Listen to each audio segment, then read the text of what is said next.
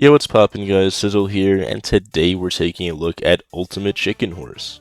It's a simple game with a simple premise. You're competing with your friends to build a level together that you can beat, but they can't. Every single turn in this game, you add 1 or 2 obstacles yourself, depending on the amount of players, in an attempt to make beating a simple 2D platformer level harder. The movement is nothing revolutionary, but definitely as solid as it has to be, and the level design and music are also decent in the same light. The fun in this game is just how many different interactions you can have. There's a ton of different stages and obstacles, and even custom stages for you to play if you ever get bored of the 18 main levels, some of which have some pretty cool mechanics, like this stage which plays with your visibility.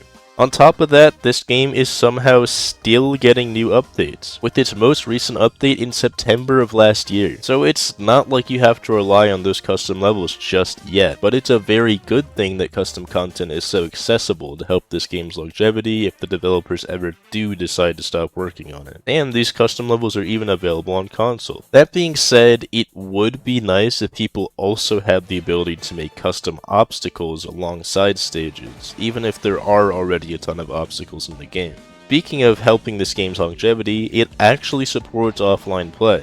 Not enough games do this nowadays, so I just wanted to give credit where credit was due, and point out that this game is fully playable offline if you're just trying to do some couch play with your friends, or even remote play over the internet. Back to the point of interactions though. On top of there being a lot of stages and obstacles, there's a lot of specific interactions with those obstacles. Like if an object has glue on it, you'd think that it just makes it harder to jump off of and move on, which is definitely true. But as me and my friends found out while playing, it also allows you to stick other objects together so that they move as a single entity. There's also black holes, which when combined with things that launch projectiles, can cause them to have some really wonky trajectories instead of the simple straight lines that they normally have.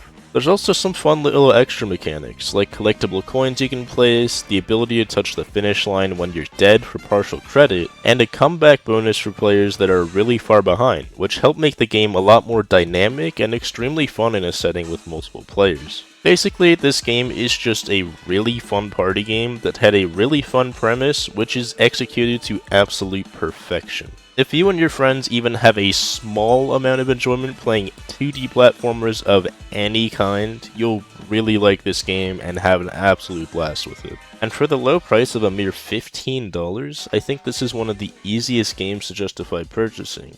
It's definitely entered the upper echelon of party games for me and my friends. The only issue with this game is that it's pretty much impossible to play solo, but that's an unfortunate truth for just most party games in general. This game is very deserving of its rating of 4 out of 5.